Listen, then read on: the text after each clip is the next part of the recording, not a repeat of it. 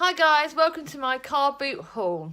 Now, Nicole was raving about car boot sales and how they are so good for finding cheap and cheerful books that we all like. So, that and the fact that my children needed to be entertained, and I love car boots, made me think about it. So I thought, do you know what? Let's go to a car boot near us, and we went to the one, it's called Moss End Car Boot. My sisters both happened to go, so yes, it was lovely because I had Charlie and Vicky there. And we had so much fun. So it's like me with my kids and my lovely partner Chris, Vicky and Charlie. And me and Charlie were on the hunt. It was so amusing. We were literally like, both of us were going up to different stores looking for books for each other, commenting on whether one had one of the books. And looks like we're going to be doing a bit of book swap as well. So that was even more fun. Now, I shouldn't go again at the end of the month, but knowing me, I probably will, because literally it was my idea of heaven. Hunting for books is so much fun, as we all know, in the book community. Books are the best. So, I ended up buying 15 books, so I'm going to have to do a bit of unhauling to find room for them all now. But I thought I'd show you them all. I don't know how much reviewing I'll do on them. If there's any books that you guys see that you want me to do a review on, or you want to buddy read with me, or you just want to read, please let me know. Comment below. I love to hear what you guys think of everything. So let's get cracking. Let's show you the books that I picked. Now, the first one I'm going to show you is Goodnight Mr Tom. Now, I know this is on Charlie's book poster, so she wants to borrow it and she wants to read it, and it does look really good. It's kind of like a classic because it's one that's been very popular, very well spoken about. It's about a boy that got evacuated in World War II. And yet, apparently, according to the back of this, he gets summoned back to London, which he doesn't want to be. So this is a book that I've heard lots about. So obviously, as soon as I saw this, I had to pick it up. I'm going to be looking at the backs of these books when I'm showing them, because I have not even had a chance to look at them properly yet. But I couldn't wait to show you all. Now, this one, The Historian, I found on a bookstall that had a lot of historical fiction books. And the bookseller actually told me about this. It is in such good quality, like literally the feel of it doesn't barely even feel reading, and for the price of 50p I thought you've got to pick that up. This apparently is a spirited update on the Bram Stoker's classics. This is going to be challenging for me because, as you guys all know, I am a big wimp. I don't read Dracula, I have not seen the films, so I'm kind of intrigued how it's going to be. I don't want to know too much. The only bit I know is at the start it says, "To you, perceptive reader, I bequeath my history." So this could be intriguing. Let me know what you think about this, guys, if any of you have heard of it. Now, the next one of my bookie friends had been talking about this. I think Simone from Simone and I was talking about this book, Wild Swans. Another one that's spoken about a lot. It's a very long book. It's about 600 to 700 pages, 680 pages. This is going to be a challenge. Now, apparently, according to Charlie, we're going to buddy read this. It's obviously the Three Daughters of China, so it's sort of about the history of China. So this one could be quite good. Simone, if you haven't read this, I'd love to read this with you. So I told you, I listen to obviously you book community guys and all your other channels. I love it. Now this one, Julie from Hungry Bookworm loves apparently. And this one she inspired me to pick up. The Six Wives, the Queens of Henry VIII. And it tells the story of all of the queens. Now, you guys well know I love my Tudor times. I love the history of King Henry VIII. It's one of my sort of most clear memories of history lessons of growing up. But divorced, beheaded, died. Divorced, beheaded, survived. So I've always been really intrigued about them all, and I'd love to read more. Now, in one of my other books that I read about Anne Boleyn, I think it's The Queen's Sister or something, when I read the other month. Now that's the other Boleyn girl, that's it. Now that told the story of Anne Boleyn and her sister Mary. So I will find out a bit more about Anne in this book, but I can't wait to hear about the other wives, because they all had, I think there was way more than what we've got told in our history books. And certainly in our sort of GCSE history, although it was a very long time ago for me, so I don't know what you guys know now. But yeah, this one I can't wait to read. It's another 800-page book, so it's going to be challenging. But I think I might be reading this alongside several other books. But again, the quality is just amazing, and I really love it. Right, so this next one, The Muse by Jessie Burton. Another historical fiction book, which, as you well know, like I said, I love. It's on a hot day in 1967. Dale Bastian climbs above the stone steps of Skelton Gallery in London, ready for her luck to change. Now, the other book that I nearly picked up, The Miniaturist by Jessie Burton, because I have heard about her, and I've certainly heard about her reviews of her books, but Charlie's got The Miniaturist, so again, I'll be borrowing that off her. And I think we said we're going to try and buddy read this together. As you well know, that's another thing me and Charlie do a lot, buddy read. Yay, I love it. Anyway, so this one looks quite good. It's a magical, it looks a bit magical as well, so it's historical fiction, a bit of mystery, sort of all the things I really love. So can't wait to read this. Now I'm going to mix up some funny books now. So I've got my historical fiction. I thought, because of the mental health readathon that I'm doing at the moment, I wanted to pick up some more chick lit books, some more lighter reading, just to kind of break things up and help me. So this one looks hilarious. Kicking the Bucket List.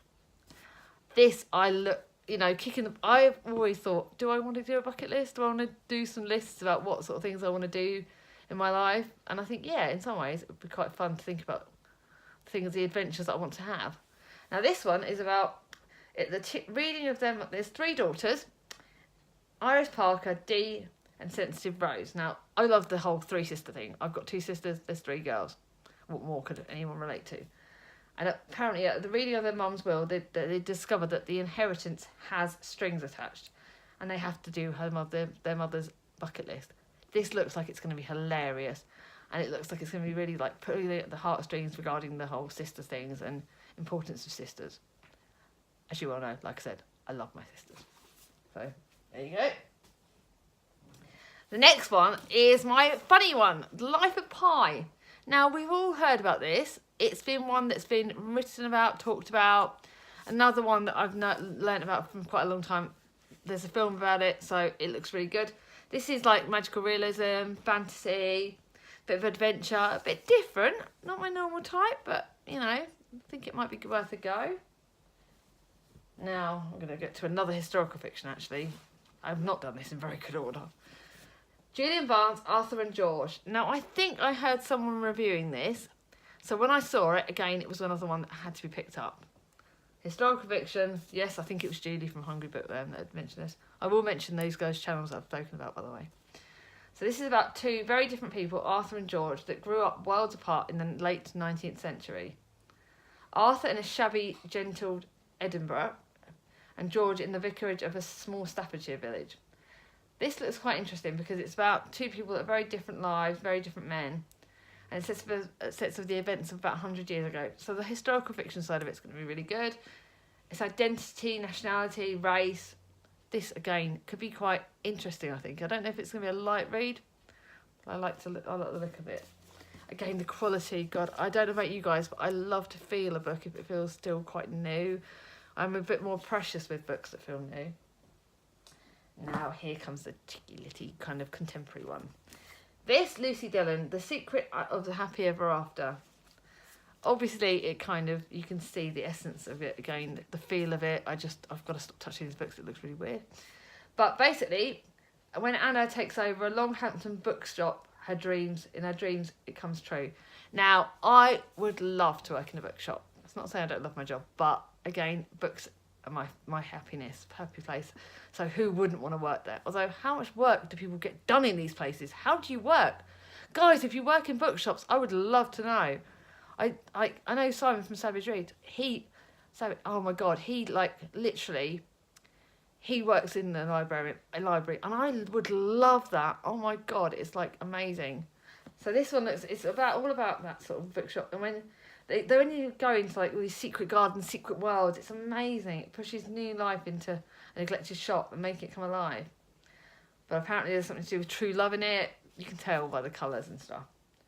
But apparently, according to the bottom of this, where the secrets of Michelle's own childhood come back to haunt her and disaster threatens Anna's home, more than wisdom and charm of the stories in the bookshop help 2 friends and those they love find their own happy ever after. Now, who doesn't love a happy ever after? I certainly do. Better get moving because this is already getting up to near 10 minutes. This one again looks brilliant. Lucy Diamond. Now, Simone, I was looking through her Goodreads books of the books she's got on her shelf, and she had some Lucy Diamond books. So I thought, I'm going to look for some. Try a different chick lit author, try something different.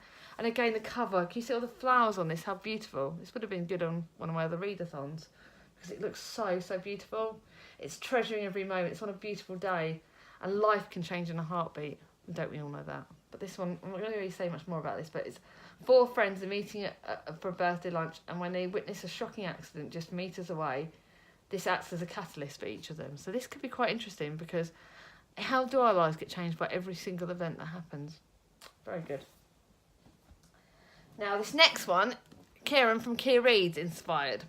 He was talking about on our little chat about Rebecca Shaw, and he wanted to do a buddy read of one of her books. I don't think it was this one, but by mentioning her name, I will continue to look out for books by her. So I don't really know much about the book. Trouble in a Village, you kind of get the idea of a village gossip, that idea. I love the idea of living in a village. Now where I live, we've got sort of districts almost thing, so it's like our main town is Bracknell, and we've got our little areas in and around it with their own little shops and their own little communities, and my block is certainly a very lovely community. So to me, that sort of essence of sticking together, camaraderie, looking out for those that are near to you, that really strings sort of quite nice to me, and I really love it. So quite intrigued by this. Now Danny Atkins, this is author here, Fractured. I read one of her books last year and I really quite enjoyed it. This one looks really interesting. I don't know whether it's the sort of front cover that kind of jumped out at me, the icy pond, and then where there's 2 sort of mirror images.